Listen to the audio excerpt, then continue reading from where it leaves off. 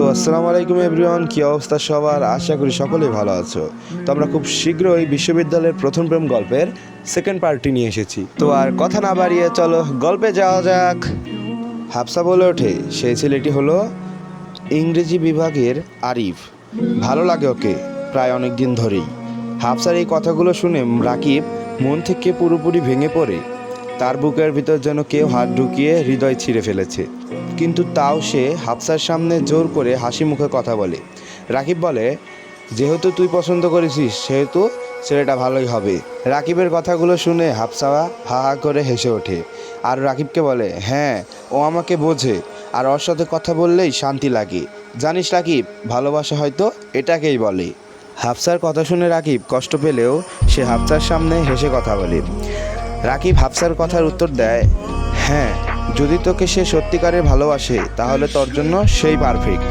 এদিকে দুজনের কথা শুনে হাফসাও হাসে, রাকিবও হাসে, কিন্তু রাকিব ভিতর থেকে পুরোপুরি চুরমার হয়ে যায়। রাকিব হাফসার দিকে তাকিয়ে থাকে আর মনে মনে বলে, ওকে বলার মতো সাহস আমার কোনোদিনও ছিল না।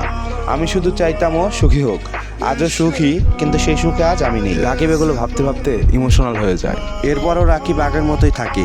হাফসার সব গল্প শুনে হাসে, পরামর্শ দেয়। একদিন হাফসা বলে, রাকিব জানিস ও আজকাল টেক্সট কম করে, কি মনে হয় আমি কি ওর সাথে রিলেশন করতে পারবো?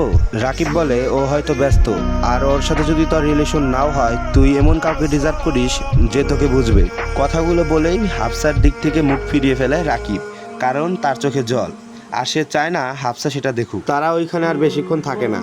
মেঘলা মেঘলা হয়ে গেছে আকাশ, যখন তখন বৃষ্টি আসতে পারে। রাকিব বাসায় যাওয়ার পরেই শুরু হয়ে যায় মুষলধারে বৃষ্টি। তখন রাকিব জানালার পাশে গিয়ে বৃষ্টি দেখে আর ডায়েরিতে লেখে, ও আমায় নিজের গল্প শোনায়, কিন্তু আমি আর প্রতিটা গল্পেই হারিয়ে যাই।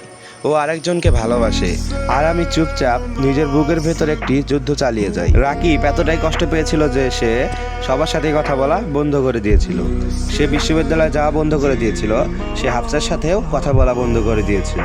সে সবসময়ই ঘরে থাকতো। একদিন রাকিব ফেসবুকে দেখে হাফসা ওর প্রেমিকের সাথে ফেসবুকে ছবি পোস্ট করেছে আর পোস্টের ক্যাপশনও লেখা ছিল, অবশেষে পেয়ে গেলাম তাকে।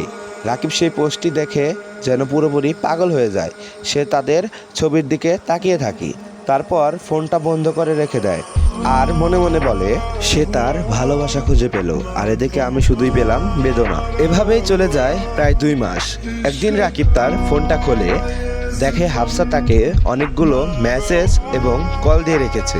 রাকিব হাফসার মেসেজগুলো পড়তে শুরু করে। তো এভরিওয়ান, এই ছিল আজকের বিশ্ববিদ্যালয়ের প্রথম প্রেম গল্পের দ্বিতীয় পার্ট।